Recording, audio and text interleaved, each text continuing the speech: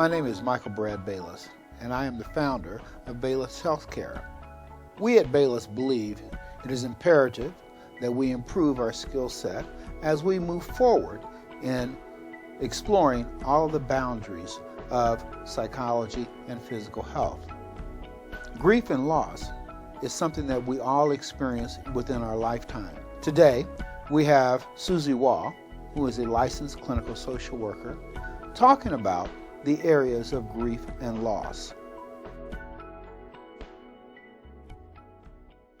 I started my career at Phoenix Children's Hospital, where I did medical social work for about 7 years, worked in developmental pediatrics and then in psychiatry, and then eventually went in and did some internships through my master's in the NICU, Neonatal Intensive Care Unit, and worked pretty detailed with the Children's Cancer Center, where I developed a program for brothers and sisters of disabled and chronically ill children. We often find that the child who has the disability or the chronic illness is being served, but the additional family is not. So there was a program that Dr. Melmid and I, who's a developmental pediatrician in town, created called the Siblings Exchange. And the program eventually went nationwide and was exciting until we ran out of funding through the Governor's Council on Developmental Disabilities, and PCH didn't pick it up. So it kind of died, which is things that we see in regards to our world. Certain things that would be helpful for clients, patients, our families, our friends, etc. So being aware of those different things and then taking those pieces and bringing them along with you. Because the truth of the matter is, all this with Phoenix Children's Hospital was the beginning of my career, but very much has led me along my philosophy with the whole person. And then I went into school social work. And that took me through preschool, elementary, and this year they transferred me to high school, so we know I'm going to graduate soon, right? I've been in several districts, Washington District, Paradise Valley District, and now I'm in Scottsdale Unified School District. And in Minnesota, I served in some different school districts as well, including creating a program for the 0 to 5 population. Minnesota was very progressive, and so we did a lot with the families where a lot of times in the school systems here, they don't allow you to say to a family, I need you to understand the law with Child Protective Services, so I'm going to have to call. I'd like to team with you, and I'd like to do it together so that we can walk through this and support you. In our school districts here, you're not allowed to say anything. So as a therapist, it's different than maybe a school counselor, social worker, or teacher. But yet you also want to think about your safety and what's going to happen with your relationships and what's best, always following the law, of course. So just to give you a little bit of information on that. I worked in Devereaux and then eventually came to Bayless, which has been my favorite, as an innovative agency. So these are different areas that I've worked in. From the beginning to the end, we know the cycle of grief. And so we started there 2 weeks ago with the beginning of what does the cycle of grief look like. And I talked to you a little bit about one of the things that we had was a tribute at Phoenix Children's Hospital where we would honor people who had died. And so we'd set our balloons free, along with messages either in the balloon or tied to the balloon or whatever, but a message to God or a message to the person that has died. A review. So last time we went through development, which is a critical piece, because if we're looking at an infant, even though an infant can't talk or walk, we know developmentally they feel. So what's happening with them? What are they experiencing? What are they seeing? Development. All the way through to geriatric population and what happens with that, including the cycle of life being very circular. And so we come back. So those different kinds of things, the types of losses, the theories, the strategies, different ways to work with children, youth, and adolescents, coping skills, and resources. So we're starting with sudden death. But before we start with sudden death, I want you to tell me some words that you thought of when I asked you to draw the picture life. What were words that you came up with? Just in your head or on your paper? And what I'd really like to do is share. So if there's any comfort inside of you, I'd like you to share your life and then share your death pictures. Perfect. For me, it was the infinity symbol is big for me, and so it's that cycle of life. But sitting here, when you just said it, I was like, I should have put that in the middle, only because death is a part of that infinite, but we sometimes forget that. We always just think it's cycle of life, even though death is a part of it. And because on my other side of death, I had just a straight line with 2 lines in the end. So it's Can we see? Okay. That one. So the infinite sign and then just the line. Excellent. Would you mind just sharing? Thank you. So death is usually so finite, and we sometimes forget it's actually part of life. So that was kind of just now the realization for me, is that the infinity sign should have been in the middle, maybe. Terrific. Thank you. Good insight. Could you choose somebody? Oh.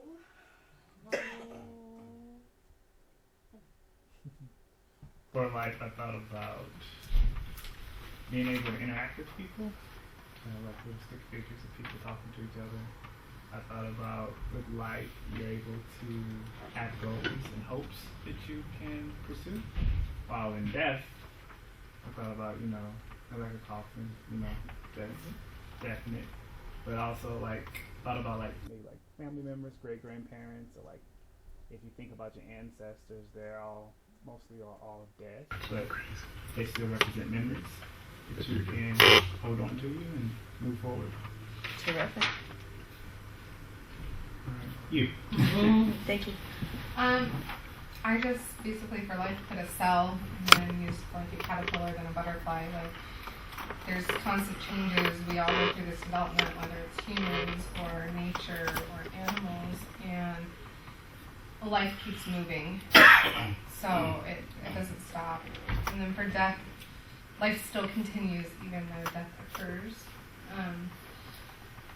So it may be sad, but then there's always, not always, but usually there's a time where you end up taking that sadness and you turn it into traditions and narratives and use photos and share stories and laugh and that life, even though the person's physically dead, that life still continues through in a different way through the family. So that's what it represents. That's terrific. Would you mind sharing? Great, thank you. Get to choose. Go ahead. I had a hard time first thinking of what it meant to me, and I was able to write death before it was life, I think because it was so inevitable, and there's for me it's a sense of peace, but then also a sense of fear, so that was easier for me than the life part. But once I got started on it, I did, life to me was about nature and family and hope, so. Great.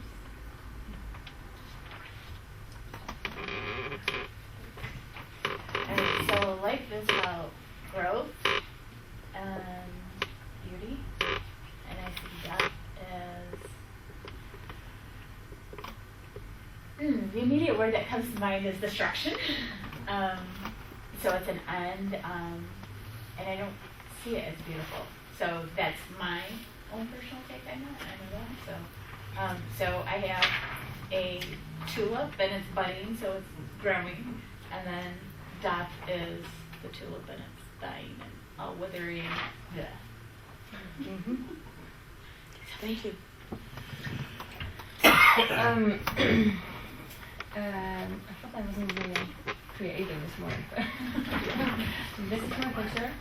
So life is obviously the sun, and death to me is just something final. And I don't particularly believe in the afterlife or anything. And so to me, death represents something that's an end to something, and with that comes sorrow and also remembering and reconciliation and things like that. And life is just the sun popped up in my mind when I thought about life, and I see life having a lot of opportunities and a lot of challenges as well. It's fun, at least I enjoy it, and it's very real. So, thank you. For me, a flower just represents life, budding, hope. And death, I put kind of a dark cloud, ominous, not really sure, if it's going to rain or if it's not. So just kind of the unknown. Death is just an unknown for me. So. Thank you. Okay, so I'm not a really great drawer, but anyway. No For worries. me, like I just put nature and the trees, and for me, life is your life force or your soul. And so, you can find a life force anywhere. You can be in the middle of a field and you'll feel the life force and nature itself. And then in death, I put like a classic picture of somebody laying on the bed with a candle, because for me, it's like you always see in movies somebody laying down with the candle at the end of the bed, foot of the bed, or two candles. And for me, it represents mourning or praying. But then I was thinking of family as well.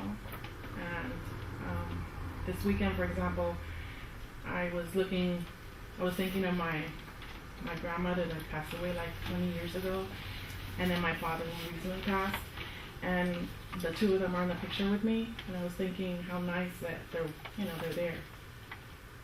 So. Absolutely. Thank you. You're welcome.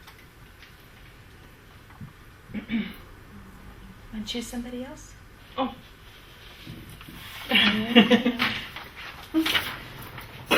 For life, I said that it was a new beginning, learning, mistakes, loving, and a journey. I drew a butterfly and a heart. And then for death, a review of life, sadness, loss, emotional. It's an individual process, confusing questions, and also a journey. And I drew a person crying and a headstone. Thank you. Dr. McCain, I guess. For me, the words are growth, vitality, energy, and I drew a sun, a lake, and a tree because I couldn't go around. For me, life is always about sky and water.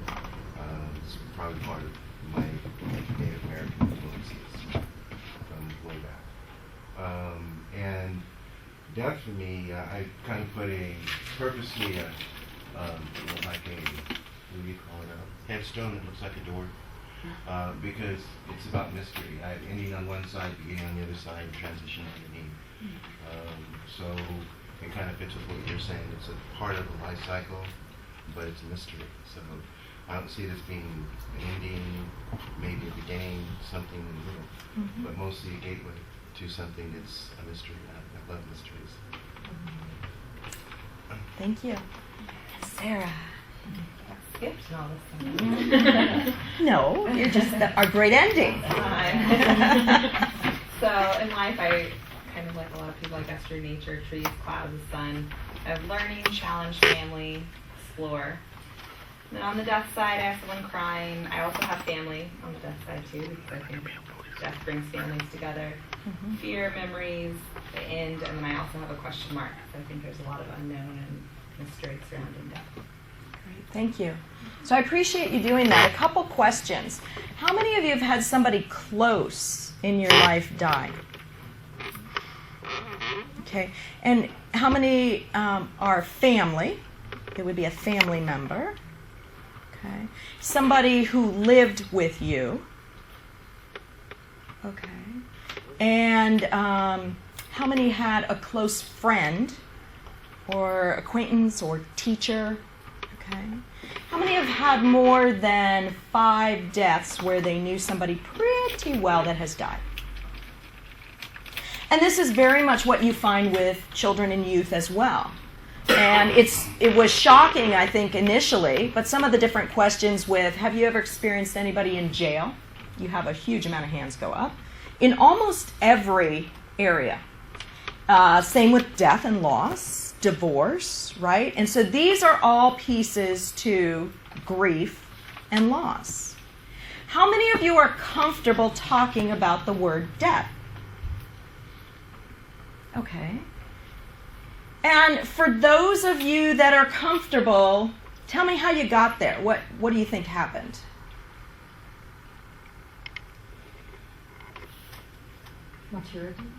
Maturity, okay. For me, it's believing in an afterlife. I mean, I believe that we go somewhere. I couldn't tell you, but I believe that. Okay. So your it's beliefs. accepting for me. Sure. Somebody else? I think just realizing yourself that eventually you're going to die, and it's just a process. So coming to that acceptance, it's a process of living. And so for me, that's I mean, and I work in hospice, so I've been present for many deaths. So that also helped me. Absolutely. Okay, super. For those who have had some experience and have some sense of comfort with it, what would your suggestions be for people who don't? Pay attention. Pay attention. Because you see cycle of life and death all around you, every day, every moment. It's a flower or seasons. Pay attention. Be willing to pay full attention. Great. Somebody else? Go ahead. My first instinct is to ask the person to look inward and find out for themselves why they're not comfortable with it. And to kind of look at, before they can be comfortable with discussing with other people, they need to be comfortable with just themselves. And to search inward with that. Okay, thank you. Somebody else? Well, we started last time with how abstract death is and how taboo it is, too. More and more we're getting to a place where we can start talking about both sex and death, right? And so people are becoming more comfortable. We see it all over the media. We hear it all over the media. But sitting down and having conversations with actual eye contact, not a lot of comfort. And I love what you said, because life and death are intertwined, and they're very much a part of our world everywhere. Think about flowers, right? So in Judaism, when you go to honor somebody at the grave, you don't bring flowers. Anybody know why? Because what? They die. They die, right. And so in Judaism, you take a rock. Because what is a rock? A rock represents, right, nature and the world and the wholeness and the universe and maybe God, right? And you put the rock on there. Now somebody can take your rock, but, right? So that's just one little piece. Lots of different things with culture, with religion, with respect. In some funerals, you only go in black. You cover your head. You need to make sure, if you're a woman, that you're covering your body. And in some cultures, you absolutely do not wear black. You need to be bright. You need to be honoring. You need to say they're in a good place, or they're well taken care of, or whatever that looks like. Okay, so I challenge you a little bit with yourself, because it's not a comfortable thing. And where I was working at the Children's Cancer Center, working with Donna, who was 13 when I started with her and stayed with her as she died at 16, was heart-wrenching for me as this precious child moved on. But where I was in sudden death, when I spoke to my dad at 6:30 on New Year's Eve and said, "See you tomorrow." We okay? All right. See you tomorrow.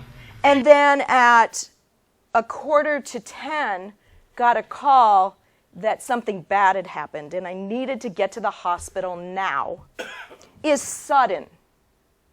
Is a piece to the unknown. And then we also have traumatic. And what does that look like? For many of the clients and patients we work with, right? The possibility of a gang shooting. I remember when I was working at Phoenix Children's Hospital, and so I ended working at school, and I did my internship, no pay, through the summer. And I went to Phoenix Children's Hospital, and the first two cases were youth that were shot random by gang. And one was blind from it, got shot in the face, and the other paralysis. And like that, it changed, right? Sudden, violent, and unexpected.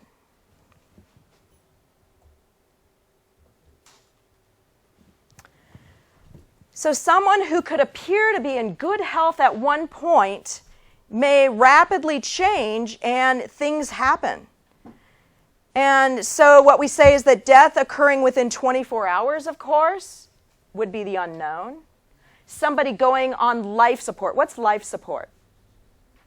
What does that mean? Machines do everything for you. At least a good majority of it for you, right? And so what is the fear in life support? That without that, the person does not live or breathe or is able to function on their own. So is it really life at all? Okay. And the other thing from a medical perspective is, will the person be able to? Because that's our starting point, right? So you have your person that you love who, let's say, had a heart attack and is now on life support, and the first thing you're going to look at is, can they breathe on their own, right? Is their heart pumping on their own? And dialysis, that's a completely different thing, right? Is their body going to be able to flush out and work with dialysis or not? So in life support, you're absolutely right. The question is, can you function without it or not? And if not, what does that look like? So what point are you going to allow that to sustain the person? Right. And the problem, I think, sometimes is people stand in judgment. So who makes the decision? And should we be standing in judgment?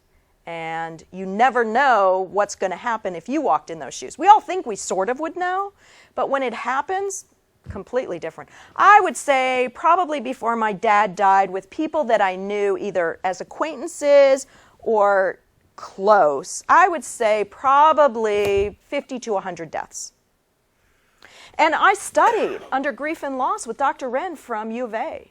So I felt pretty confident that I knew what I was talking about in some respects.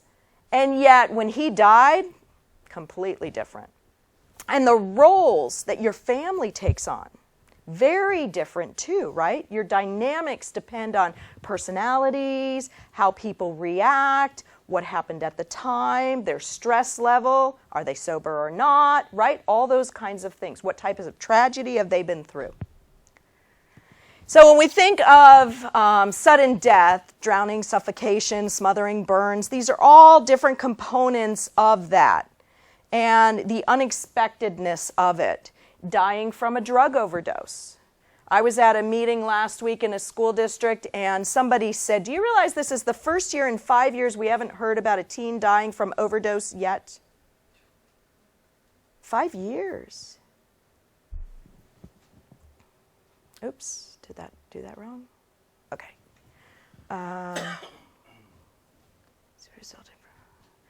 So we sort of talked about injury, pregnancy, victim, different things like that.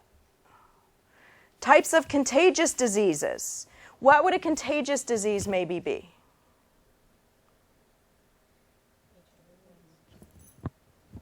Okay. Why is it contagious? Because it can be transmitted. Thank you. Absolutely. And so what happens with that?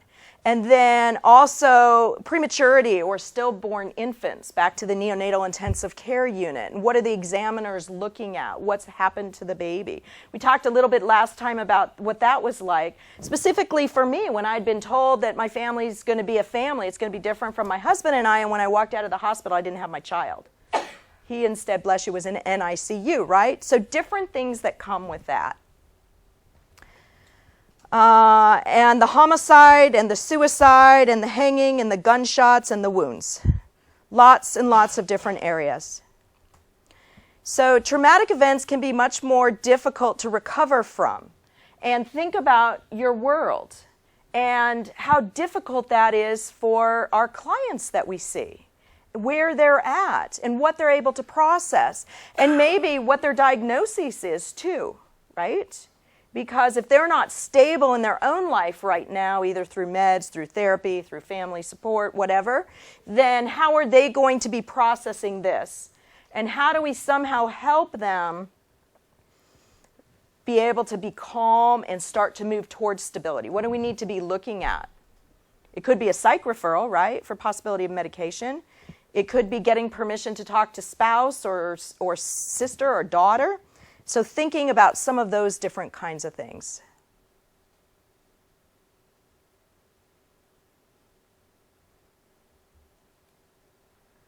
So what do you think complicated mourning means? And we talked a little bit about this last time. What do you think that means?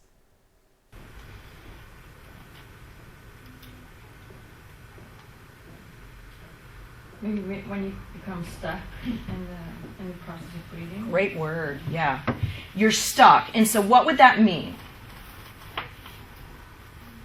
Well, for example, you're in complete denial, or you're angry all the time, or you don't move kind of between the stages, and there's no change happening, so you're not processing. Okay, good. And what would you want to do for that person? Help them become unstuck. How do we do that? How do we start? Possibly have them talk about it. What else do we have out in the community? Support groups. Who are we? At Bayless, right? Referring to agencies, possibly, getting them on medications, starting to look at their systems of what branches out. Is it friends? Is it relatives? Is it community? Is it church? Is it what is it that fits for them, right? So those are all different pieces. Can people still be stuck? Absolutely. So I know that one dad had called me. He was actually the son of the mother, and the mother's husband died and was in hospice and had an illness, and it was kind of a long illness, and so he died. So everybody was watching out, making sure she was okay, and she was a nurse. So she was really, really good at hiding it in public, but in private she would lock herself into her house. And so about 2-3 years after, nobody was allowed in the house anymore. We didn't know if it was dark or not. We didn't know if she was eating or not. We didn't know if she was taking care of her dog or not. These were all things the son was concerned about. So in his particular situation, he didn't know what else to do. He already had a power of attorney, but she still had rights, right? Because she was still competent. So in the end, what happened was she had a suicide attempt. She called, she took pills, and she left the door open. What is that saying to us? Help me. Help me, please. And so at that point, recommendation was to get guardianship over that mother and be able to make decisions so that she was placed inpatient, where she could no longer make a decision not to take the medication, and eventually stabilized, and power of attorney and guardianship has all been transferred back to her, and she's living in a facility, not in the house, but in a facility, and she's living. But that was 5 years later. That would be what? Complicated grief, right? Susie, Yeah, sure. This analogy kind of helped me. I actually gave a presentation yesterday on complicated grief. Good for you. I was excited.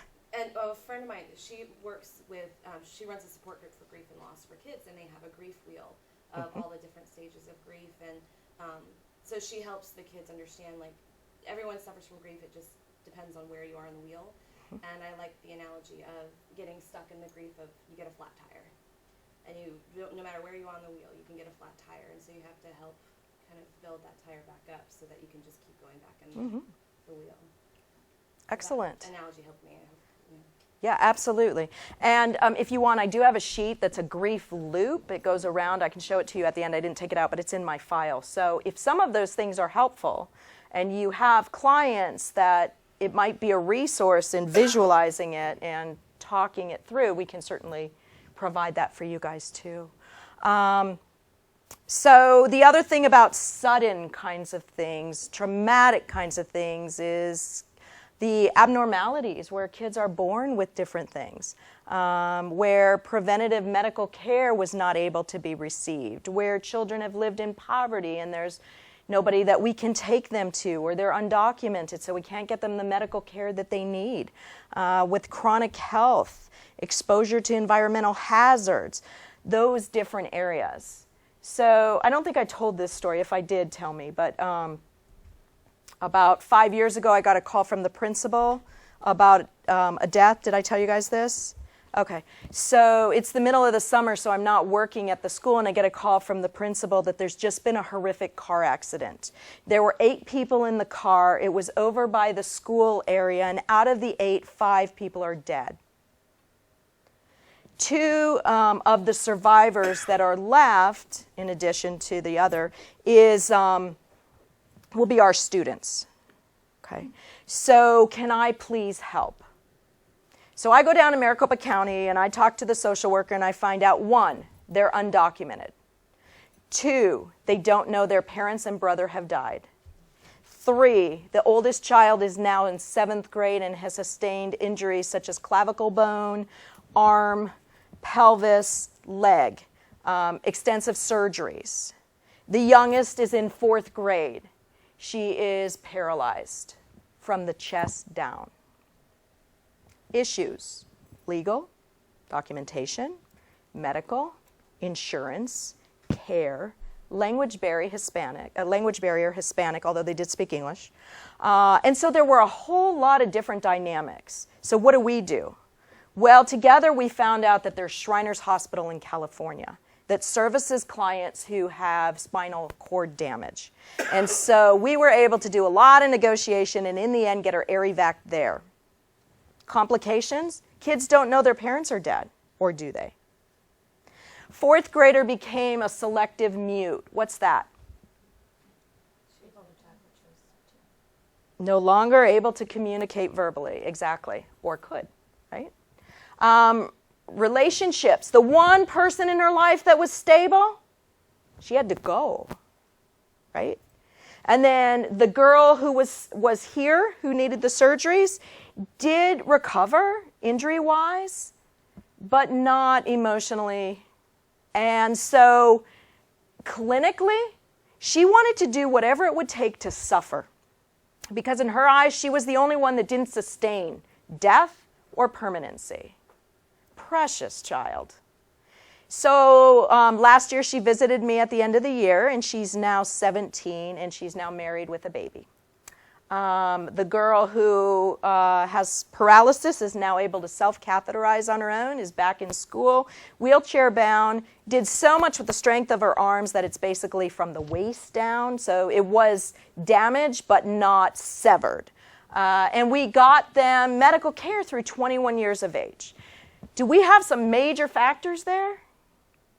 Eventually went to court. We were able to get another family who was part of their family that they didn't actually know very well, but was aunts and uncles, who's also undocumented, transferred for guardianship, and every year they have to fill out the paperwork.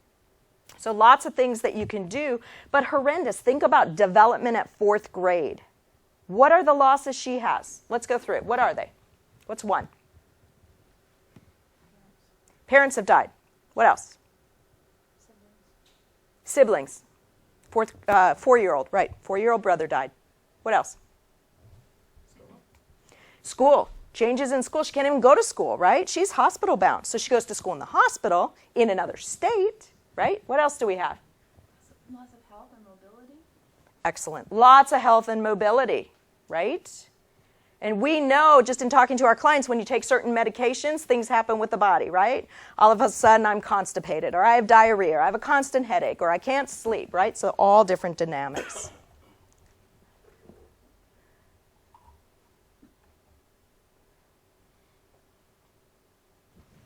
Okay, so natural deaths over age 1. Death from natural causes is the second leading cause of mortality to children over the age of 1, with unintentional injuries or health concerns, right? So cystic fibrosis, cancers, congenital, thank you. Heart, CP, what's CP? Does anybody know? Cerebral palsy, what does it mean? Some sort of damage to some part of the brain which has then created a problem. Right? So sometimes you might see like a hand and a leg. Sometimes it could be more speech. It does not mean that they're mentally retarded. So they may have mental retardation, but they're 2 different diagnoses. respiratory infections, distress, asthma. So records needed for case review when you have a death of a young one. Bless you. Birth records, pediatric records, all these different components are things that have to happen in order to start the whole process with death. Okay, so a teenager's book about suicide. This is coming from 2001. The Surgeon General has called adolescent suicide the nation's #1 problem. It's the leading cause of death in young people. 5,000 youth, an average of 1 every 90 minutes, takes their life each year. For every 1 completed suicide, there are 100 attempts. And 90% of all suicidal teens do not talk about their suicidal wishes with their parents, teachers, clergy, or counselor. Thinking about suicide and talking about it will not cause suicide, but paves the way for discussion. I think that both in sex, pregnancy, and suicide, if we don't talk about it, it's not going to happen. That's not real. And we need to know that, and we need to help the people in our community understand that. So I'm working at Desert Shadows Middle School, 7th and 8th grade. And this is years ago. And there's an 8th grade boy, and he is having one heck of a day. And everything is going bad in his world as far as he's concerned. And he is exploding left and right, and the vice principal says to him, "Get to my office now." Taking him to the office, he cruises. He jumps the fence and he's gone. Call the police, call the parent, child's missing. Mom winds up coming home, child's in the backyard this way turned. She says to him his name. He turns around and has a gun, puts it to his head, and shoots. Death. What are the dynamics of the story? Explosive, behavioral, rough day, vice principal, cut to my office now, death. Right? All those different factors. So what do? We bring in support to the school. We write letters to the community, the parents. We bring in the district for the media. We support the family. We go to the funeral. We help as much as we can. We do what's called a caring concern room for 72 hours on school campuses. And we complete the year. We come back the following year, same school. And we're getting ready for a concert that night.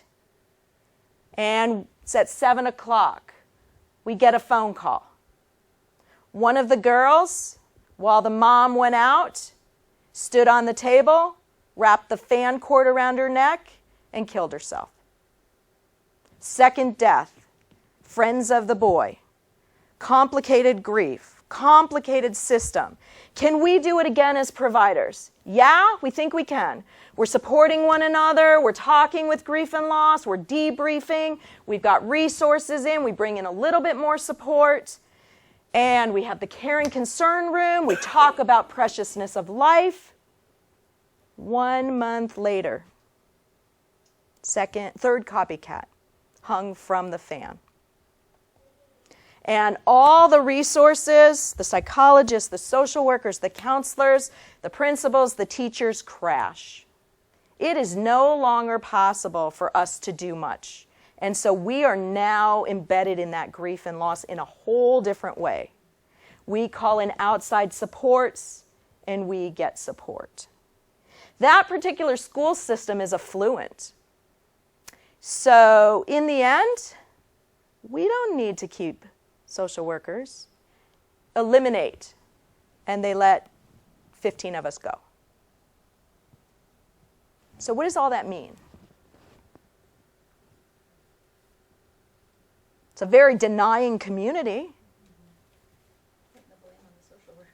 Well, yeah, and not just the social workers, but in things of where do we go from this, right? What's the best thing? We sweep it under the carpeting because it doesn't exist. How much more serious can you get than death? Suicide. Can't get more serious than suicide. So if we just pretend it doesn't exist, maybe it'll go away. Yeah, go ahead. I'm wondering if the concern could be, I know on that last point, thinking about suicide and talking about it will not cause suicide. However, in this case, there were people who copied suicide. So some people can think, you know, their friends of friends and there may be a risk for suicide. How is talking different? Okay, good point. So, do you think talking is the only piece that we need to surround that child with? What else do we need to surround them with? What do you think? Natural supports, which could be who? Family. Let's say they don't have family. Where do we go now? Friends. Where else do we go? School systems. Community supports. We have the YWCA, YMCA, we have the Boys and Girls Club, we have Parks and Recreation, we have Taekwondo, we have swimming, we have lots and lots of supports. Trusted staff, trusted adults, right? One of the kids last time I referred to the police academy. He has so many behaviors, it's unbelievable, but he wants to be a police officer. Tie them in. Let him see that you can make different choices. Let him participate in that academy, right? Lots of supports. So all those pieces are really an important part to this, because talking is one thing. The other thing is if you have those 3 kids, and I don't think anybody recognized that there was like a pattern there. What was hard was I left that system and kept getting calls, probably 2 years and 3 years. And as that group went into the high school, there were more deaths. And so that was hard. So you're right. So the other piece to the puzzle is who we are, right? We need clinical. We need support, because if we're hurting and we have a lot going on, and who knows whether the kids were under the influence at the time. I mean, a lot of that stuff was never revealed, so we don't know. But it's things to be aware of. I don't take anything lightly. And I say to the kids, I have been through 3 different suicides of young kids. I take everything serious. You made a statement to me. We're going to do whatever we can to keep you protected. I'm here for you, and so are other people. In fact, did you know, boom, boom, boom. And so we talk about that. Even if they don't have a good relationship with the parent, who brought you to therapy today? Who brought you to see me? Isn't that big? They obviously care and love you. Let's figure out how we help. I just have a question. Sure, go ahead. In your experience, are those suffering from complicated grief, like the kids who committed suicide, obviously they were friends with the first one, maybe? Correct. Did those kids actually attend the 72-hour care? I mean, is there a history of kids who are suffering from complicated grief that don't seek services? Absolutely. And then is it easy enough to target the friends of the kid and say, you know what, you're really close with this person, you should come, or is that done? Or Okay, so nice questions. So the first thing would be, how many of you have ever talked to somebody who doesn't believe in counseling? How many of you have ever talked to somebody who says, I'm not taking meds, right? What about the lady who we just talked about, 5 years without meds, right? And so if we have a chemical imbalance, or we have complicated grief, or we have lack of support, or this is the easier way out, and we'll get to some of that with the adolescents. I don't have hope. If I become hopeless, I got to light the fire somewhere and get some hope there again. Even if it's a hug, or a letter, or a card, or a picture, or something I can hold on to. And this is not just adolescents. This is just across the board, but we're focusing on adolescents, okay? So 90% of suicidal teens do not talk. We talked about that already. Thinking about it, okay, we talked about that. All right, so misconceptions of suicide. Young people who talk about suicide are not really serious. They just want to grab their attention, right? So I just want attention. So remember, I started with, when a kid says this to me, I say to them, I don't play games. We're going to take this as high as I need to take it to protect you and make sure you're safe. Is it possible that child will still complete suicide? Absolutely. Have I done everything I can think of in my power? Absolutely. So that's an important balance piece for us, which was another thing, you know, on the third suicide, there was no way other than support I could do anything from a ongoing, without being clinical at a school environment place. I needed help, right? Is that okay? Yeah, and at some point we all need to be able to acknowledge that it's okay for us to ask for help. So that's another key piece, in addition to self-care, making sure you're taking care of yourself. Okay, so 8 out of 10 youth completed suicide and had spoken to someone about interventions before killing themselves. Females attempt suicide more than males. 3 times as many females attempt suicide as do males. However, 3 times as many males complete the suicide and kill themselves. Those that drink a lot or take drugs rarely take their lives because they have found other ways to relieve their problems. About 50% of suicidal adolescents are involved in some form of drugs, I think that's supposed to be, or alcohol, shortly before their deaths. And we definitely find that there's a correlation, so know that that's something else to be asking about. Numbing your pain. You must be crazy or mentally ill to kill yourself. Not all people who complete suicide are mentally ill. However, chronic mental illness does increase the risk of suicide, and every one of you knows that for sure. You can always tell the kinds of people who would dare to take their lives. But he or she wasn't the type. Is an unfortunate statement too frequently spoken after a suicide. There is no particular type of person who takes their life. People of every race, religion, sex, age can complete suicide. None of those 3 kids were ever in therapeutic counseling, FYI. Ooh, what happened here? There we go. Words do not come easily. Why don't you hear me? Why must I lie? I'm telling you that I want to die. Open your ears, hear your heart and your head, and you won't come home and find me dead.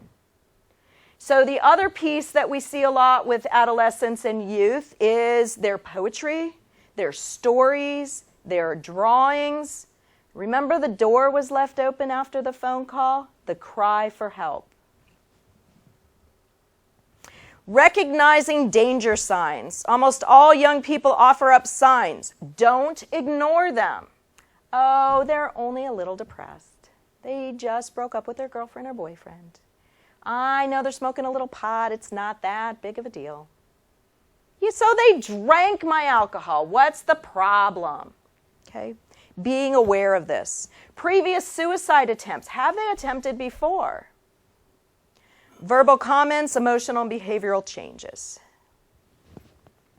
Most often, though, the statements are indirect, disguised, and concealed. Sometimes words can be crystal clear. I cannot take this anymore. I'm going to kill myself. What do we do with that? What do you think?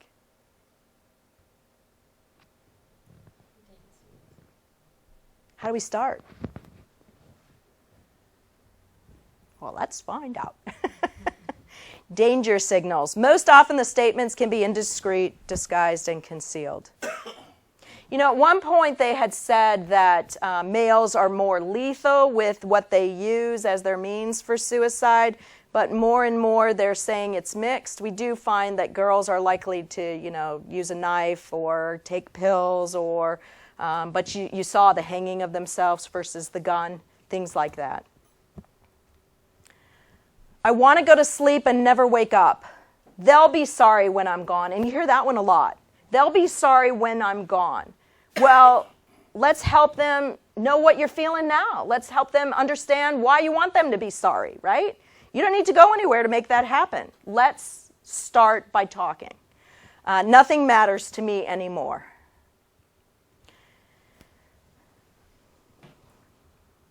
Can you see when I'm standing here? Okay. Be aware of significant personality signs, depression, feelings of hopeless, helpless, self-hatred, unusual neglect of your personal appearance, withdrawing from family and friends, excessive sleep. They're always falling asleep at school. They're falling behind in their grades. They dropped off the football team. right? Being aware. Dramatic changes in school performance, physical symptoms. They have headaches all the time, or stomach aches all the time, or school phobias kicked in. They don't want to leave the house, different things like that. Failure to plan for the future is a biggie. Can you get somebody to talk about something futuristically? Something in a day, something in a month, something in a year. And if not, can you get them an hour?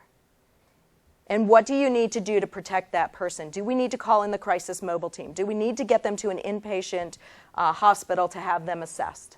What do we need to do to protect? Lots of risk-taking that we didn't talk about. Problems with the law, running away, starting to get criminal activities, sexual issues. So because of the harassment and the search for identity, 30% of teen suicides are completed by gay and lesbian youth. Another piece is giving away your prized possessions, right? So you pass the things on that are the most important to you.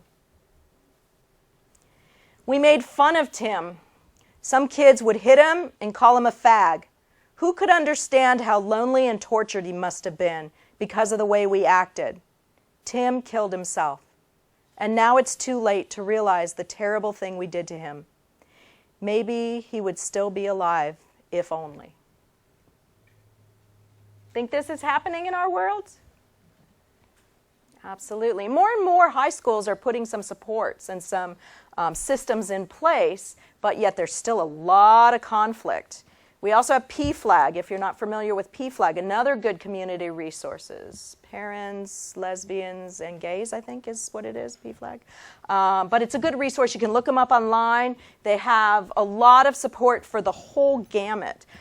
So if you're struggling as a parent, or if you're struggling as the individual, or the partner, whatever. Okay, so know that exists. What are we looking for? Risk factors. We talked about most of this. Impulsivity and aggressiveness. Isolation. Self-injuring. How easy is the access to the lethal suicide methods? Is there a gun in the house? Do you know when you call for CPS now, that's a question that they want to know. Do you have weapons in the house? Do you have dogs? Right? So we want to look at what's the makeup of the environment that we're going in. Even in home visits, you guys want to be cautious and aware and always make sure you're listening to your gut.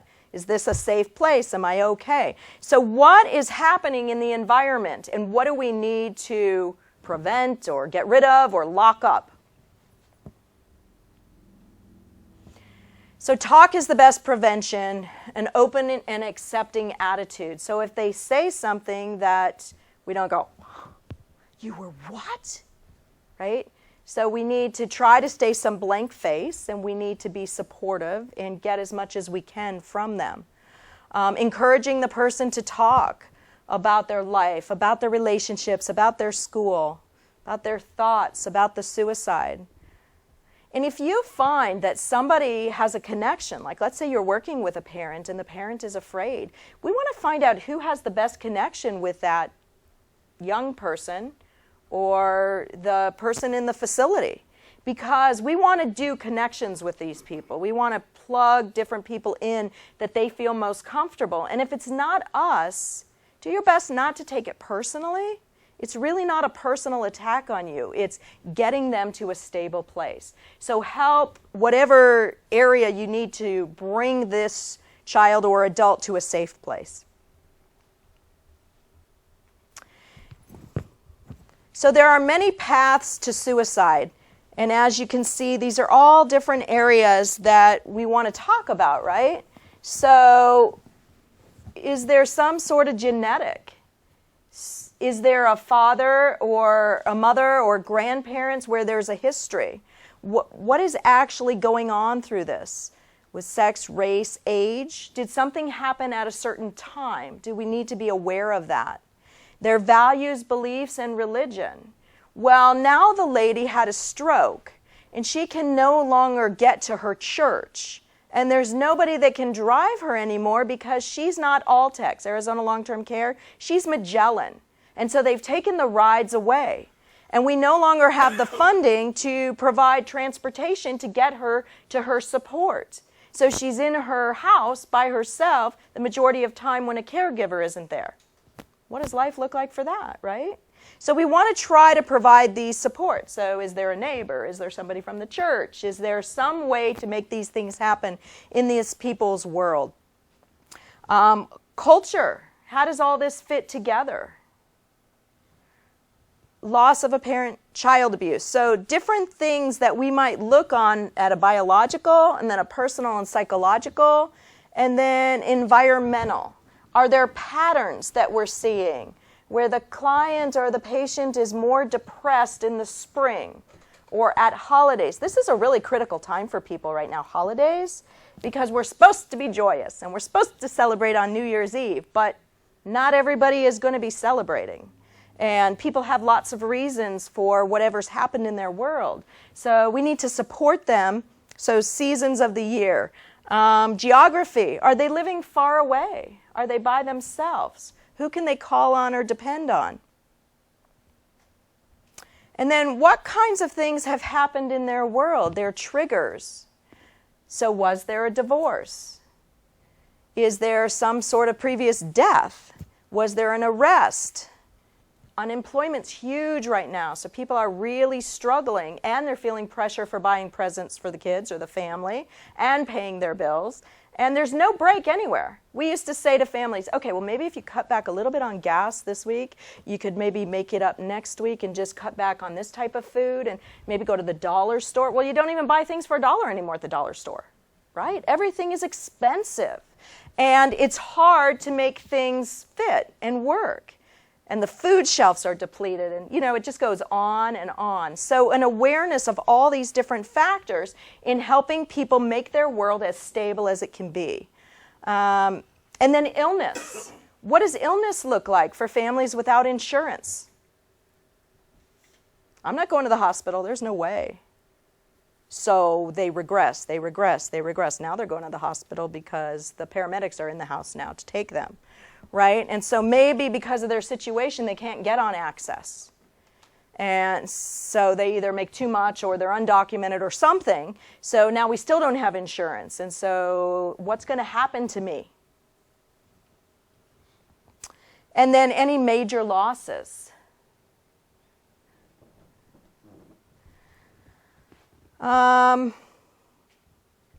I personally haven't seen a lot of poisonings unless we're talking about mixing medications. Has anybody seen a lot of that?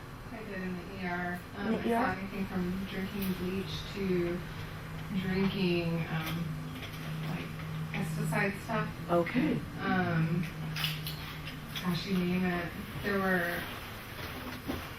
a lot. Oftentimes they would go into ICU and later dying. Okay. Because it just would like corrode the whole inside. Yeah. Wow. Yeah, in the ER, there was a lot of, there were quite a few cases, I should say, of poison. Okay. Yeah, I hadn't thought about that. That's a very good point. The DEA years ago showed a videotape to try to encourage making positive choices of students. And there is a video of this little boy who's 11, not that little, who decides to go out in the spa and take Pam, aerosol. And he sprays Pam down him, and what does Pam do? Seals, right? So it sealed the lungs. So all of a sudden, he's in the spa, he's going down, he's suffocating. We saw that at the beginning, right? Suffocation. His dad's a doctor at the hospital when the mom's calling to say, oh my God, here's what's happening, 911. And so 911 is on the phone. You see this whole thing that happens. And then they actually walk you through the code where he completely goes down, stops breathing, and dies. So thanks for pointing that out, because you're absolutely right. Those would definitely be under poisons. Guns, we know. Hangings, we talked about. What's that other thing? Okay. Jumping. So I don't even know if Dr. McCain remembers this call, but about 6 years ago, I'm working on a Saturday. We're independent contractors, and I go out to see one of my clients who's in an assisted living facility. And I get there, and they're afraid to tell me about her. And I'm like, what are you talking about? I'm her therapist. I come, you know me, what's going on? Well, she's at the hospital. What do you mean she's at the hospital? Well, she's at the hospital. Okay, I'm going to the hospital. So hospital John C. Lincoln's across the street. I run over to the hospital. I say, this is who I am. HIPAA wasn't quite as stringent back there. So the ICU nurse talks to me and says that she jumped from the 4-story building. So it's my first on-target client in ICU, and she jumped, and they don't expect her to live. So I called Dr. McCain. And I think it's important for us to reach out to each other because we can't be on an island by ourselves. These are really difficult things. One, she's my client. I care about her. I want her to be okay. What's going to happen? I only have so many rights. I'm just her therapist, right? I'm not her family. She didn't have family, so there's another issue, right? So there are things that can happen at any point with our clients, and we want to be as aware as we possibly can, and we want to reach out when we can as well. Okay? Questions? What do you think about, not necessarily like sudden suicide, but like slow suicide, like going against medical advice, not taking medication, things like that, where maybe the person's not necessarily saying, I'm killing myself, but slowly they kind of are. Like eating disorder stuff sometimes are thought of in that light as well. You know, refusal for dialysis, refusal for chemotherapy. This is a common theme in geriatrics. And then the issue is an issue of capacity. A person has the right, if they're capable of exercising informed choice, of refusing medical treatment. And you talk about family tragedies and grief. You know, you have a grandmother, she's come to peace, she's got all kinds of cancers. She looks me in the eye and says, I know that I'm going to die based on what I'm doing, but I'm satisfied with my life and you talk to my kids. Okay? And that I can kind of understand, but I recently had a client who was 50 and was in assisted living and just passed away. And in speaking with a lot of his facilities, he said he was going against medical advice, he wouldn't take dialysis. And it wasn't necessarily like I'm satisfied with my life, I'm done. It just he just didn't want it. And is that more and more frequent now, or have you seen anything in your research that? You know, I haven't seen it in research, but I've seen it in clients. And so a lot of times working with the geriatric population, we're referred in because the client is non-compliant. So go in and fix it already, right? Make it better. So we go in, and so the exact thing that Dr. McCain just said. So I have a client who is morbidly obese. She needs to follow the rules of her diet and try to do a little bit of exercise, although she's wheelchair bound. She will take her insulin. She will not eat the food she's supposed to eat. With working with her, we finally got her into dialysis, and she's attending 3 times a week. And we talked about those things. What happens to the body? What happens to your life? You go to dialysis typically 3 times a week, sometimes 5, depending on what the doctors order. And then that could be anywhere from 2 to 6 hours of your time. I don't want to waste my time doing that. I mean, that's where we started. I don't blame you. That's pretty frustrating, right? Absolutely. But what's happening to your body? Well, it's regressing. Absolutely, it's regressing. Are you okay with that? Well, not really. Okay, well, what does that look like for you? Well, I have a daughter, and I need to be here for her life. You absolutely do. You need to be here for me, too, because you're important to me, right? So what does that look like? Are you willing to maybe talk about dialysis? Not this week. Okay, are you willing to think about it? Okay, I'll think about it. Okay, so next time, I'm coming back. Be prepared. We're going to talk again. And then slowly we were able to get her on dialysis, and she's taking her insulin, but she doesn't do any of the things she's supposed to do with food, which is okay. And she says to me, I don't care. Food is important to me. It's the one thing I have. Let me be. So I think that that's fair. I think people have a right to make some of those choices. It's not easy. And so what you said about working with the kids, that's another critical piece, because the truth is, who do we love? Who do we want to protect? What will we do? Well, just fix it, right? But even we can't just fix it. It doesn't work. So as to the research, I haven't seen. So if you find something, let us know. Somebody else, questions? Okay. So resiliency factors, we hear this a lot, the 40 developmental assets, we talked about that last time. There's a great website, there's a lot of literature. What are you surrounding the person with? Whether that be your own friend or your own family or your client or somebody in the community. So these things, and I think one of you said that, is the network of the makeup of that person. So what does that equal? Well, obviously family, if there is family. Sometimes it's staff for a lot of our kids who are in group homes or who are in foster care. So there was one kid I worked with who went into group home at 2 years of age. And the only person he would say, like I said to him, who's your family? And he looked at me like, well, staff, of course. Staff is your family? Yeah, staff's my family. That's something that had never dawned on me. He didn't have anybody. This was his family. So can you imagine how many staff come and go and what that looks like with what we call abandonment, right? And that's a whole nother issue, especially developmentally. We're talking early, right? So parent involvement, peer support, school connectedness, their culture, their religion, their coping and problem-solving skills, that's a critical piece for us as therapists. What are we doing to help these clients and or patients in their coping when life gets stressful? And we all know life is stressful. For us, we can get out and go walk. We can maybe go run. Maybe we can go exercise. Maybe we can go out to dinner. Maybe we can call our friend. For somebody who's homebound or in a facility, can they do all the same things? I have several clients that won't go outside unless I'm there because I can open the door, I can push them out, I can sit with them. They don't want to be alone. They're alone all the time.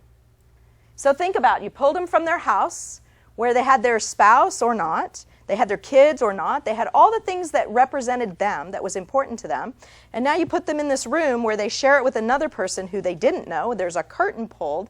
People come in and wake them up to take their vitals, give them their medication. They have to wheel themselves down to the dining room.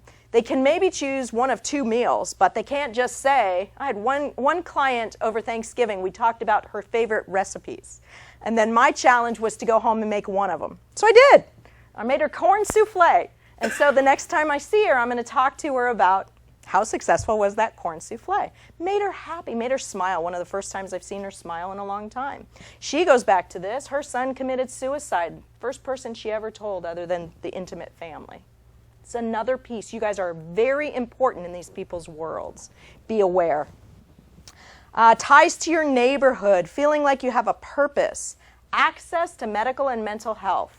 Okay? And even for clients who don't have insurance or who are undocumented, we still have resources, not nearly as many, but we still have resources. Okay? So know that if those are issues for those families or kids. Recognizing the clues of suicide, looking for signs of depression and hopelessness. Don't allow someone to mislead you and ignore the possibility of suicide. You know, they've been depressed before. They were able to pull it together. We never had counseling before. They don't need medication. They're fine. Stop talking so much about this. Is it really that important? Continue to open the lines of communication. You don't seem to be yourself lately. What's going on? And do be a good listener. Encourage talking. It takes a lot of courage to share your feelings with me. You know, a lot of nonverbals. Nodding, close. When somebody starts to cry, don't quickly give them Kleenexes and touch them. We don't want to stop what's happening emotionally in them. We want to support them. So use the proximity of you or use your eye contact. And when you think it's okay, you can certainly put your hand on their shoulder or tap them or whatever. But don't interfere with what's actually happening. That's another really important piece. How long have you felt this way? Very direct. Do you feel like hurting yourself or killing yourself? Have you thought about that? Have you thought of a plan? Is there something you plan on doing when you go home? Do you have a gun in the house? What were your thoughts? Well, in the medicine chest, I saw that my mom has 3 types of medication, and I'm going to take it when I get home. And you're not going home. right? I'm sitting with you. We're calling in the crisis team or your mom or somebody to get you to be assessed by the appropriate people, which is no longer me. I'm still here for you. I'll even come visit you. But I'm not the right person except to telling me now I'm going to help you through. Okay? Questions about that? Okay. Encourage the person to seek help. We talked about that. What's the level of intensity? If the person refuses to seek help, don't worry about breaking confidence. It's better to betray a trust than lose a life. So there's many times in schools, students will come and say, I'm really worried about Tina. Her mom, is not nice to her. She is really unhappy. She even started using some pot last weekend. And she got a new boyfriend. And he broke up with her. And I'm worried about her because she told me that she's going to kill herself tonight. Okay, so they'll do that with saying the name. And then they'll do that without giving you enough information.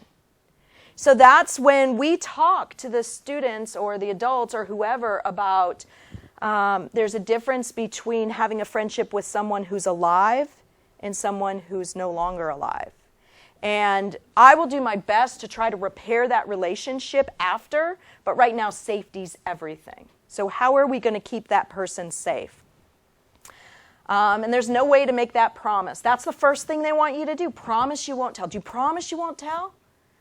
I'm sorry, I can't. There is confidentiality law. I must tell people to keep someone safe.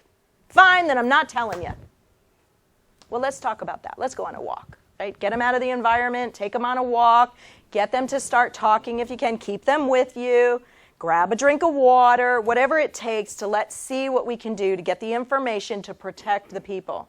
I mean, truthfully, in the end, if they don't tell you, there's not a whole lot you can do other than to keep them or call the family or say, do you have any idea what's going on, right, to protect someone. Do not argue with the person. You have everything to live for. Why would you feel that way? Just let it go, right? I know he was your boyfriend, but big deal. You'll have 62 more coming. Doesn't work. So don't fight with the person or argue with the person or tell them how they're supposed to feel. Allow them to be who they are. Bless you. Do not leave a friend in high risk. It may be necessary to call 911 or the crisis line. Somebody must be with that person. I.e., the boy ran over, jumped the fence, and was gone. Bless you. 1 out of every 5 high school students has had thoughts of suicide. 1 out of every 14 high school students has attempted suicide. Home is the setting for most suicides.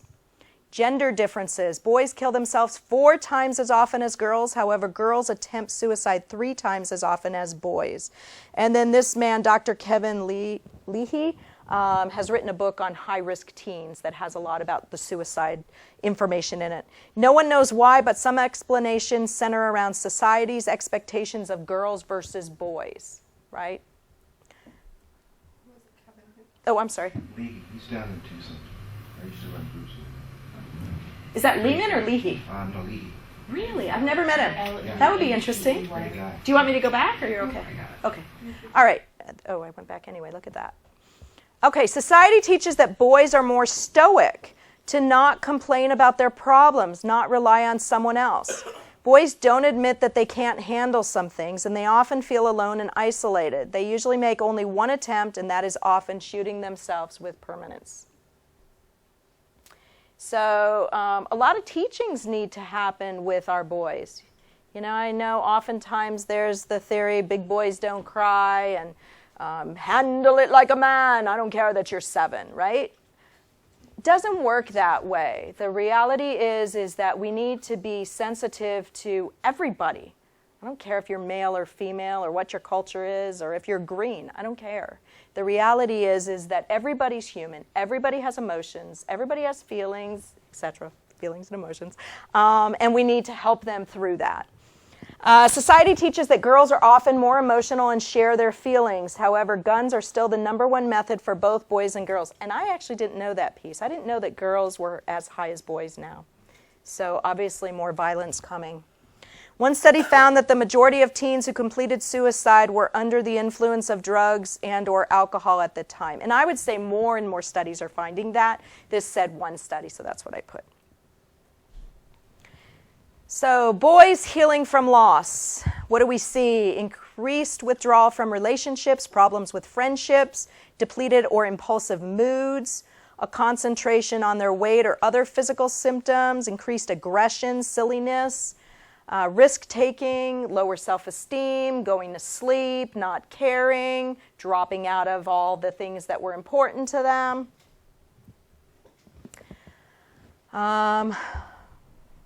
Offering both boys and girls a shame-free zone was kind of what they were talking about, where they could have their own time where they were, and that was okay. Nobody was going to stand in judgment or whatever. Encouraging doing something with both the boys and the girls, whether it be the parents, the aunts, the uncles, the friends, whatever. Talking of your own experience. You know, I can't tell you how sad I am that your mom's not here anymore.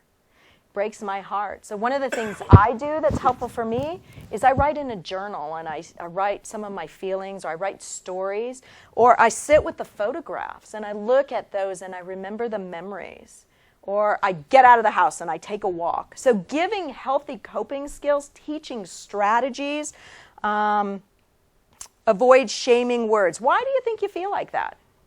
How come it is? So avoid that. Look beyond anger, aggression, and support that child or adolescent or youth or adult. And let boys know, we already said that. Okay. So girls, somewhat similar, somewhat different. Oftentimes you'll find girls more clingy, intensified friendships, much more dramatic at times.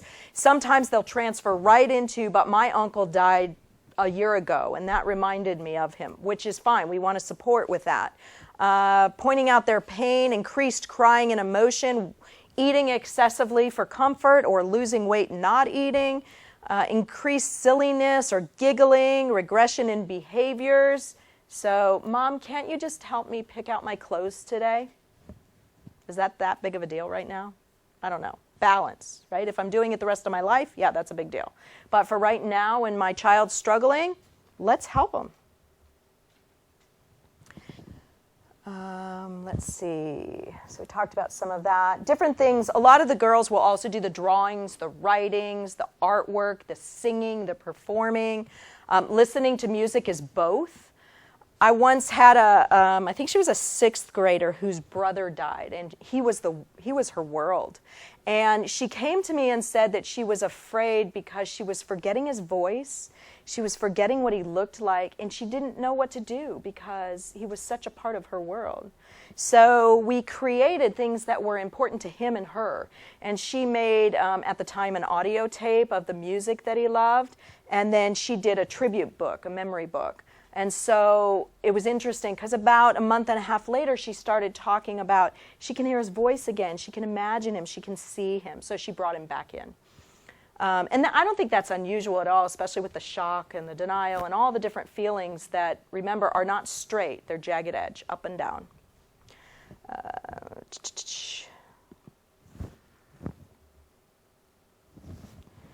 So what would we see? From 6 to 10 years of age, we see reduced attention span. We can see radical changes in behavior, fantasizing that someone will bring them back, possible mistrust of adults. Were they lied to? Were they not told the story?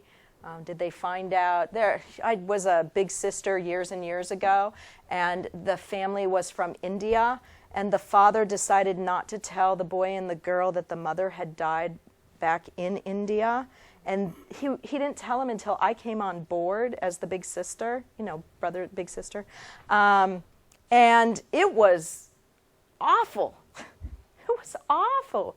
You lied to us. You kept this from us, and it had been a year, and so it's just very painful. Now, of course, he had a lot of difficulties, but she was gone, so it made it easy for him, So. 10 to 12 in girls, 12 to 14 in boys due to development. Think about that. Anger and unfairness, excitement of survival. Maybe it was an omen. Maybe it was supposed to happen. Maybe kind of stuff. Psychosomatic illnesses, being aware of, is this medical, is it emotional, is it both? Ages 13 to 16 in girls, 15 to 18 in boys, much more judgmental. Often feeling like they have to be the man of the house and step up to take over. And sometimes they do. That's the other truth, you know. Suspicious and guarded, alcohol and drugs, complete loss of impulse control.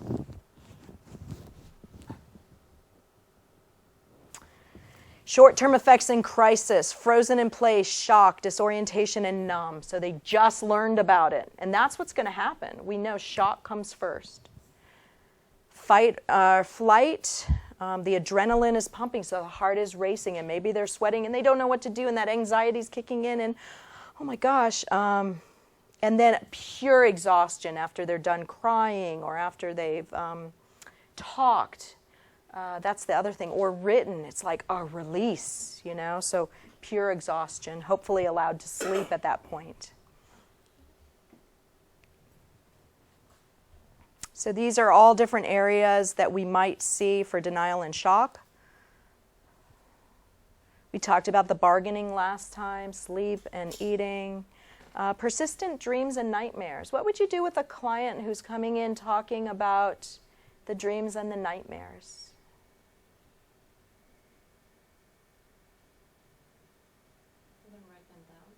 Have them write it down. Okay, good. What else? Help them find their meaning to it, and process it, and maybe what it's symbolizing to them. Okay, so we know that there's interpretation of dreams, but the interpreter is the person who's having the dream. Right. So we should help them with that. The other thing I think I talked to you last time was about a grounding exercise, that when things are overwhelming or scary or that nightmare continues, that you try to do a couple different things which makes them feel more grounded. Sit on their bed, put their feet on, create, change the channel, change the dream, those kinds of things. Most of the time it will work, but not always. Fears. Anger. You see a lot of fights break out. Getting their anger out. What are ways that we can help people get their anger out?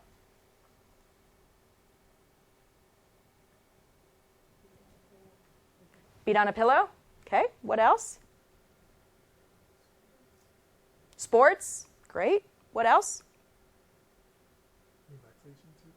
Relaxation, okay, good. So there's actually lots and lots and lots of different ways to get your anger out depending on who you are and what you enjoy doing, right? But what we want to help them do is to do it in a healthy way. So is that going to get a boxing, whatever we're called. Thank you.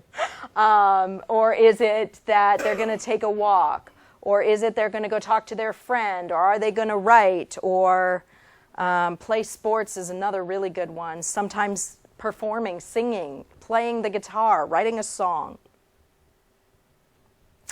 And then guilt, depending on what happened. That vice principal, he had an awful time.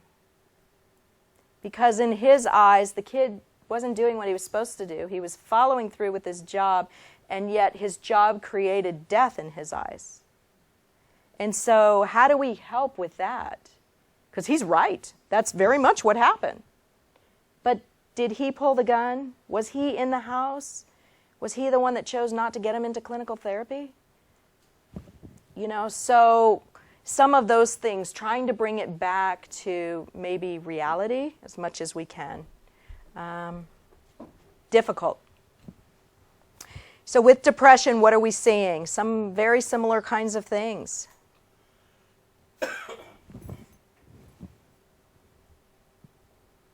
Masking depression and numbing our pain. Alcohol and drugs, lots of sex, gang activity, violence, lots of different ways to do, vandalism, shoplifting. So you'll find that they'll start to create ways to distract or numb. Consistent inappropriate joking. high-risk behaviors. Phrases that might help. This must be very painful for you. You must have been very close to him or her. I have no idea what it must be like for you. Can you help and tell me? It must be hard to accept that this is real. I really miss blank. He or she was such a special person. And once you've opened the door and they start to talk, just let them talk. You know, and that's where you might want to do some more, like the nonverbals, or you can say but don't interrupt or ask questions at that point. We like to do that. I certainly like to do that because I want to know the details so I know which way to go, but I need to be quiet. Don't try to lessen the loss with easy answers. We talked about that before. She isn't hurting anymore. I mean, those are certainly things to say when someone has been suffering for a long period of time from cancer or has been on life support. So don't get me wrong in regards to these are certainly supportive words at times, but you want to think about what the dynamic of the death is or who the person is or if you should be interrupting with words. Things always work out for the best. That's not a great one. Time will heal. I know how you feel. Do you? Did you walk in their shoes? No. So we want to find out how do they feel, not say we know how they feel. And oftentimes people hear something and they jump into their own stuff. So be cautious that maybe you do little clips if that's going to support the conversation, but they're your primary, not you. So don't bring it back to yourself. And very much, sometimes people get really uncomfortable with death and they don't know what to do. And so I'll say to them, just be there. Just let them see you, sit by them. You can bring a card, you can bring food for those survivors, but you don't have to have the words. There's no right words. So don't feel pressure to be eloquent in whatever's going on, right? Instead, be supportive. These are resources in the community. There's lots and lots of them. So Compassionate Friends deals with all kinds of deaths and resources. Hanson Mortuary is near 64th Street and Greenway, and they used to run a whole lot of different programs. Eloise Cole was a bereavement specialist there who was well known in the community, fabulous. She died several years ago, so I don't know if somebody's taken over her program, but she was incredible and developed fabulous things. Many of the mortuaries have different things, so call in your areas if you want to know. New Song Center has now been taken on by Hospice of the Valley, and that's for the youngest child, usually 3, all the way to 21. And it's a grief support group that people can volunteer and get trained for. The parents or the adults go to one group, the kids or the adolescents go to another group, and they come together for a meal. This is what they used to do. And work on the reality of what's happening in their world with death. So they have some, there's commonness amongst if there's deaths, if it's dads or moms or whatever. And I believe something that's more serious, like a suicide, I think they divide the groups, but I'm not absolutely positive anymore. Teen Lifeline is a 24-hour hotline that's a great resource for kids that you can certainly give them. They put out a lot of literature. High school kids can get trained on the hotline and be a part of that whole Teen Lifeline. It's a nice resource. We all know the crisis line, 602-222-9444. If you don't know it, memorize it. Make sure it's on your voicemail, and make sure you give it out if somebody needs it. And then there's also widow-to-widow grief support. Many more resources, but these are some. Sorry. And then there's different references. So what I did was I copied references if you want to have them, and I also copied websites, so I'll pass them around and you guys can take one of each. And then Grief and Loss, Living Life, and the End. Questions? I don't know how to phrase the question, but let's see. So I want to know this between acceptance of someone dying and the difference between someone just, I guess, can talk about it, but it doesn't seem to faze them, but you're not sure if they're really accepting it or if they're trying to avoid it. Yeah, and I think that's a question that we probably ask all ourselves on death all the time, right? Because remember, it's not a straight line. So once we hit acceptance, it doesn't mean we couldn't go back to anger again. And I think there's also triggers that surround different things. So if you know that every year you and your spouse went to a special restaurant on New Year's Eve and you dedicated the night together, and that was a special time for you, and you did that for 25 years, and they died 2 years ago, and it's New Year's Eve. Now you know they're dead logically, and you've missed them, and you've grieved, and you've been in counseling. What's going to happen though? New Year's Eve is here again, and my spouse is not. And I'm not going to the restaurant, or maybe now I'm in an assisted living or a nursing home, you know, or maybe I've moved.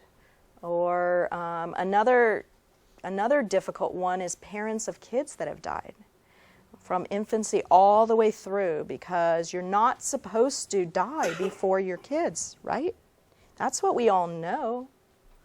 I got a call yesterday that this lady's daughter died. She's 54. The lady's like 70, but that's not supposed to happen.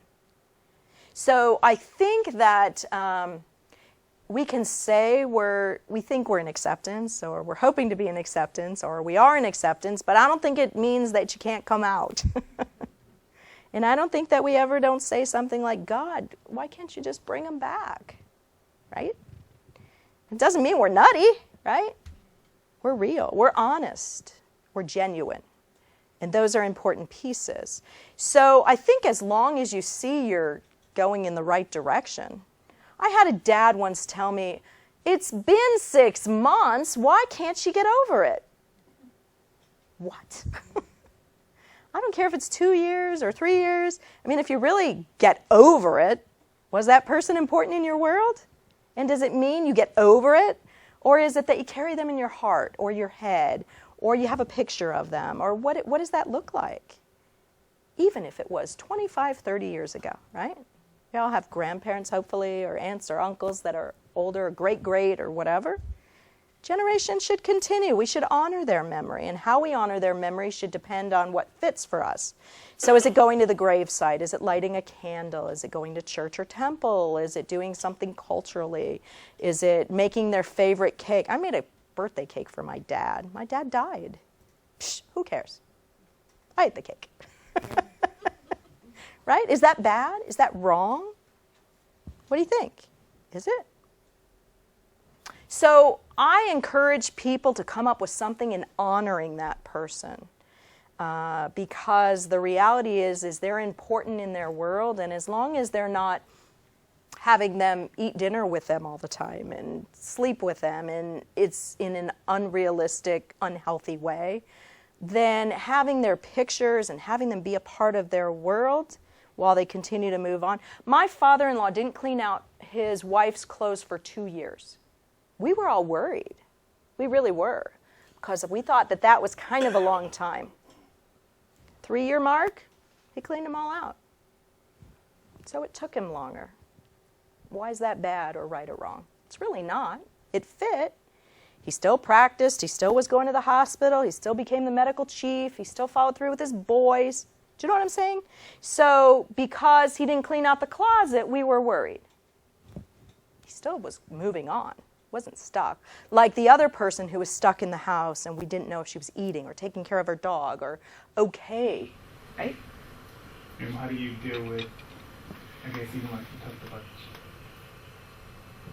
the closet situation, but someone just doesn't talk about it at all, but it doesn't seem to affect them. Mm-hmm. But you want to probe and see if it really is a problem, or maybe they've gotten over it, and they've learned to process it, and they moved on, so they're not talking about it. Yeah, and there are some people that will not talk, will not cry, will not grieve.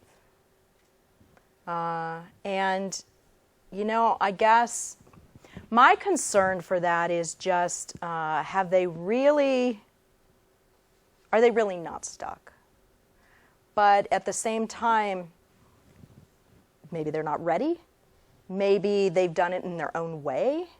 Maybe it's not for us to decide that they should or shouldn't. I think it's important to discuss. And I think it's important to say, I'm concerned because this is what I know, but maybe you feel different, or maybe it's something that I don't understand. Help me understand, teach me, guide me, you know? And I think that's okay. Well, there's no way we can know it all. I don't know. What do you think? Well, it's one of those content to process conversations.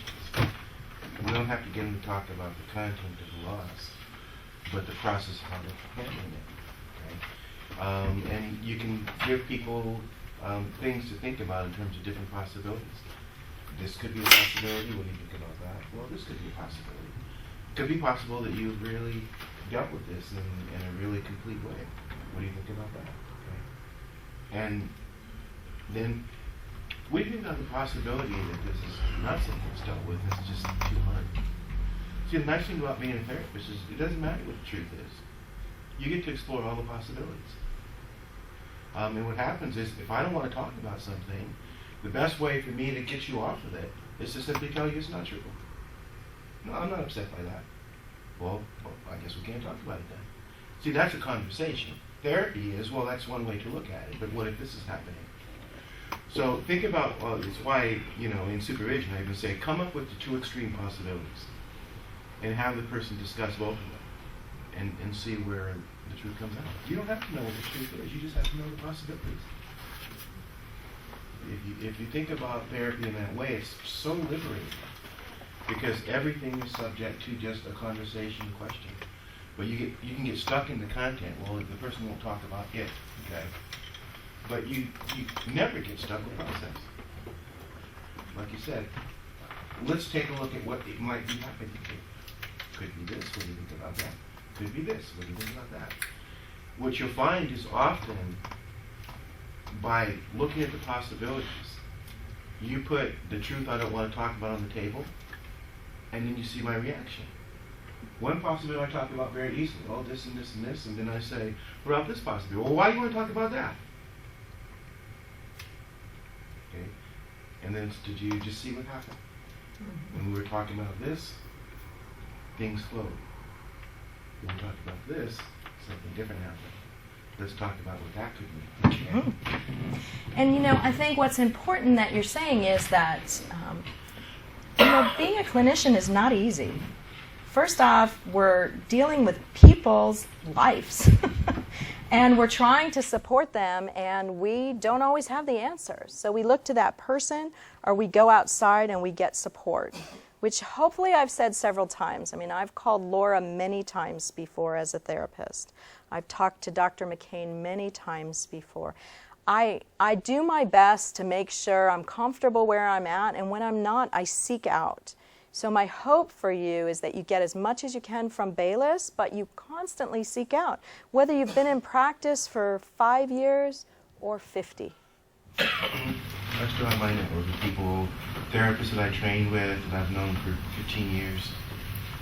We don't ever want to get that point of arrogance where we think we've got it all figured out and we can handle everything. A support system, personally and professionally, both, I think, are very important. People you can get on the phone with and just say, I'm not sure what's going on. Let me run this by you. It's really important. And the other piece is also to see where you're at. So how has it affected your world or your life, or is something triggering in you? And if it is, what do you need to do about that? Because putting it on the client isn't a good plan. But reaching out or getting the support or knowing that it's an issue for you and choosing to do something about it is another piece to that.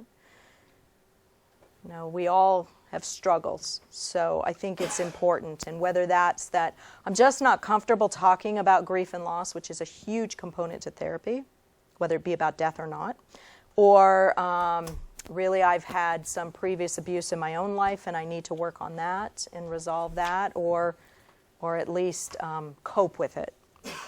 So whatever that looks like, we all have different pieces. More questions? Do you have any recommended readings for clients for grief? Yes, there's a lot of them. Last time I gave out a resource list, but I have more. In fact, let me pull some of the things I have over here. So last time we talked about a book called Fire and Ice for Youth, and that is for adolescents, and it's like a journal book. So when I first started to work with kids way back when, by the way, this is the grief wheel, and this is the grief loop. So it talks about grief is not just one way. I mean, we have shock, we have protest, we have disorganization, we have reorganization, and all the things that go into that. So is this what she showed? Yeah. So these are some different tools to use, but it's abstract. So you want to start at development, which is where we started way back when, as to what the client or patient can handle. This is another, I'll get back to your question in 1 second. This is another resource that can be really helpful. Our body is affected by emotions. Reality, where are we feeling our pain, or what emotion are we having? So there's this one, and then there's this one. So these are all different resources that you can use with the clients to identify how they're feeling or what the color looks like or what's going on. Are they having a headache or are they having a stomach ache? What does that look like? So those kids that maybe don't talk as much or maybe do, you can use these as techniques. Did you have a question? Just to piggyback off that, I had a professor that we did outline the shape of a body for younger kids and gave them a thing of Band-Aids. And I thought it was, they used different size Band-Aids to determine what was hurting more or less in the body. Clever. Really cute. I haven't seen the Band-Aids. That's clever. Kids love the Band-Aids, especially getting multicolored ones. Oh, nice. Yeah. And then did they take it home with them? Yes, Oh, they did nice. it at home, so brought it back. And That's really nice. So Gabrielle Lawrence is a PhD, and she's got a whole lot of different resources and things that you can do regarding going over the grief wheel or drawing pictures with music. So these are some actual resources. And then let me find the books. This was by Earl Grolman and Joy Johnson, both excellent authors. And Grolman has a lot of books that's very, very good. It's more adolescents from what I've actually purchased. There's some that are When Dinosaurs Divorce and When Dinosaurs Die for the younger child. There's a lot of different resources. So I can certainly get you some of that as well if you're interested. So there's that one, and then there is this one for younger kids. A workbook for grieving kids after a suicide. Suicide is so abstract, and now we're talking to little kids about what does that look like. And a lot of families don't want you to know. That's the other thing. I have a client right now who's in an assisted living facility, and she knows her son died, but nobody will tell her he died of suicide. And there's something with her. She's a catatonic schizophrenic, but she knows. I feel she knows something. And so then what's hard is then we sort of have to keep the secrets too, because we're not supposed to really be discussing that. Thank you.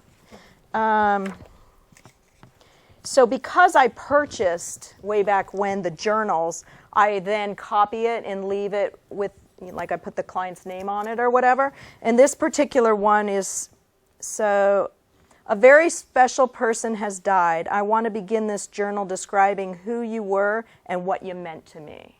And then just giving them time. Now, if they're not safe to do it on their own, then make sure you're doing it with them. I never transfer it typically to a parent or anybody outside because I just feel like it's the kid and me at this point. Not that we wouldn't involve the parent later, but I need them to just create whatever. My feelings, I feel angry, I feel alone. Seems so unfair that you died. Seems like other people have perfect lives, free of sadness and pain. Now I feel like I'm different from most. Katie, 13. So it kind of talks through with the teens too, which is a nice resource. So that's one. I do a lot with just the silly things with the feeling charts with the younger kids.